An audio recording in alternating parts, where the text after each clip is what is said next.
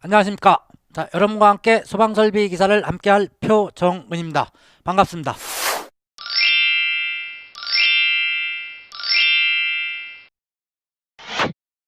자, 이번 시간 소방설비 기사에서 첫 과목인 소방원론을 공부할 텐데요.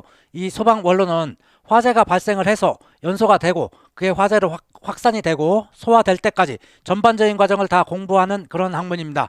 그러다 보니까 연소도 공부해야 되고 화재는 어떤 화재가 있는지 그런 것도 공부해야 되고 화재를 진압하는 과정 그리고 가연물은 어떤 것이 있느냐 이런 부분들을 다 알아보도록 하겠습니다.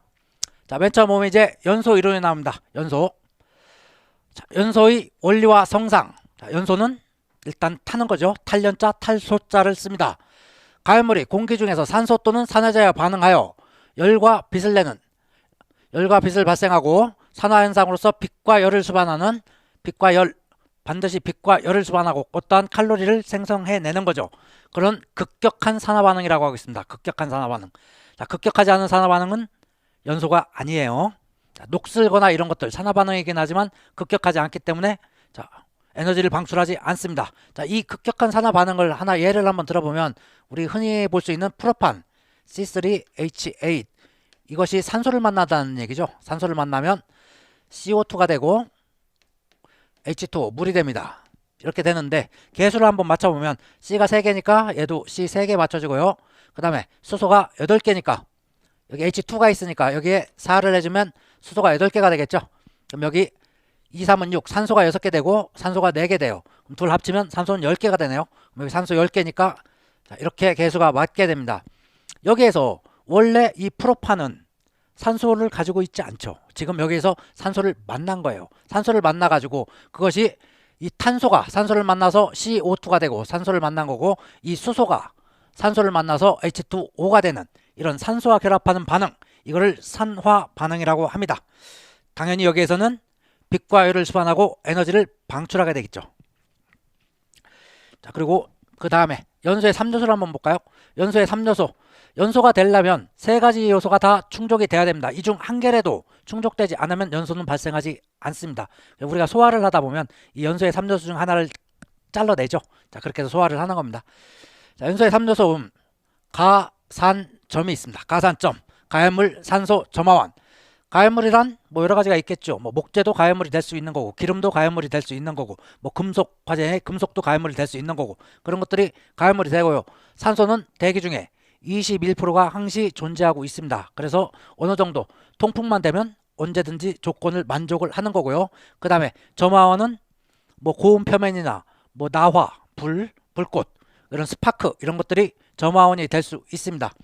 자, 이 연소의 3요소만 충족이 되면 일단 연소는 돼요. 연소는 되는데 이제 훈소 형태의 연소 일단 타기는 타요. 타기는 타지만 불꽃이 없는 연소가 여기에서 발생을 합니다. 그런데 불꽃이 있는 아주 활활 타는 불꽃이 있는 연소를 발전하려면 여기에 무엇이 있냐면 순조로운 연쇄 반응까지 들어가야 된다는 겁니다. 여기에서 어떠한 가연물이 열에 의해서 점화원에 의해서 분해가 되죠. 그럼 분해 가스들이 나오고 그 분해되는 상태에서 이런 수소 라디칼이나 수상기 라디칼 이런 것들이 나옵니다. 이런 것들이 계속 사라졌다 소멸했다 해가면서 연쇄 반응을 하는 겁니다. 연쇄 반응을 해서 그것이 불꽃으로 계속 이어져 나가는 게 순조로운 연쇄 반응입니다. 불꽃 연쇄에는 반드시 순조로운 연쇄 반응이 있다라는 얘기예요. 그 정도 알아두시고 자, 이제 연소의 3요소 중에서 가장 먼저 나온 가연물. 자, 가연물은 어떤 것들이 있느냐 한번 알아보도록 하겠습니다. 가연물이 될 수 있는 조건은 발열량이 클 것. 발열량. 자, 자기가 타가지고 그 어떤 물질 1kg이 타서 발생하는 칼로리. 자, 이거를 발열량이라고 합니다. 자, 똑같은 거 어떤 거? 자, 일단 휘발유 1kg이 탄다 라고 했을 때 하고 그럼 휘발유 1kg이 타가지고 엄청난 열을 많이 발생을 하겠죠. 불꽃이 나면서. 그리고 여기 소음 1kg가 있다고 그래요. 소음 1kg가 탔을 때 누가 열이 많이 발생을 해요? 당연히 휘발유가 많이 발생하죠. 그게 발열량이 큰 것이 더 가연물이 될 확률이 높다라는 얘기예요. 당연한 얘기를 알고 있고요. 두 번째, 산소와의 친화력이 좋을 것. 당연히 급격한 산화 반응을 해야 되기 때문에 산소와 친화력이 좋아야 되겠죠. 세 번째, 표면적이 넓을 것. 표면적. 자, 우리가 예를 들어 가지고 아궁이에다가 통나무를 하나 집어 넣어 가지고 떼봅니다. 그럼 통나무가 타는 거 하고 그 통나무를 다 대패질을 해가지고 대패밥을 갖다가 넣는 거하고 누가 잘 타요? 당연히 대패밥이 잘 타죠. 왜? 표면적이 대패로 자르면서 표면적이 엄청나게 커지죠. 통나무는 그냥 자, 이만큼만 표 면적이죠. 이만큼만 표면적이지만 대패로 자르면 다 이거 면이 다 표면적이 됩니다. 그 표면적만큼 산소와 접촉하는 면적이 커지는 거예요. 그러므로 훨씬 더 잘 타는 겁니다.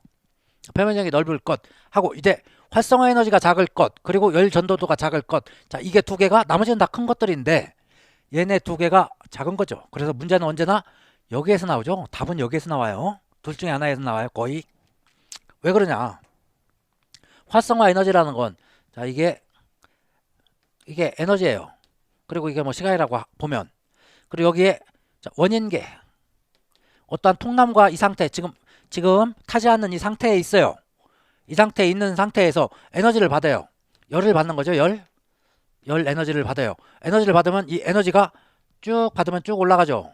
올라가 가지고 이렇게 와서 다 타고 나면 이렇게 재가 돼서 생성계 이걸 생성계 여기를 활성계 여기까지의 에너지를 활성화 에너지라고 합니다. 그럼 여기에서 활성화 에너지는 여기로부터 여기까지가 이 크기가 활성화 에너지가 되겠죠.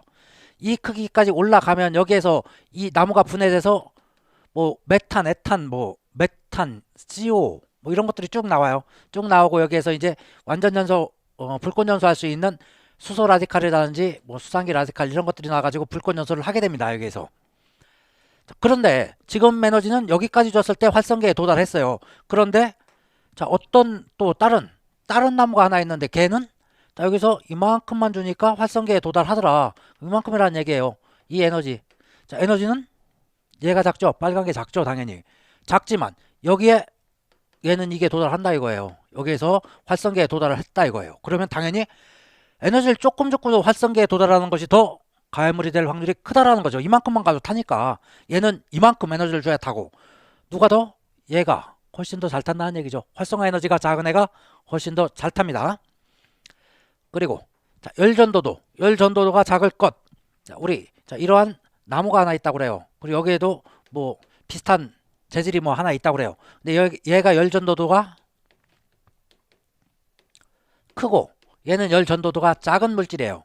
여기에다 똑같이 돋보기를 하나 가지고 열을 모아봅니다. 이렇게 모아봐요. 열 전도도가 크면 여기서 돋보기로 열을 모았을 때 모인 열이 다 옆으로 빠져버리죠. 이렇게 다 전도돼 버려요. 그러다 보니까 여기는 온도가 높게 올라가지 않고 다 옆으로 퍼져버립니다. 그리고 이 전체 이 나무면 나무 전체의 열이 많이 골고루 퍼지는데 높게 올라가지는 않는다는 얘기예요. 즉 발화점까지 올라가지는 않는다는 얘기죠. 근데 얘 같은 경우에 얘는 열 전도도가 작기 때문에 이 한 점에 딱 모이면 옆으로 안 가요. 안 가고 그냥 여기에 모여있어. 모여있다 보니까 계속 온도는 올라간다 이거예요. 온도가 올라가서 발화점 이상이 되면 얘는 화재가 발생을 한다라는 얘기입니다. 그럼 누가 더 위험하다? 당연히 열 전도도가 작은 애가 위험하다는 얘기입니다. 자, 그래가지고 꼭 문제는 여기에서 둘 중에 하나에서 나와요. 둘 중에 하나에서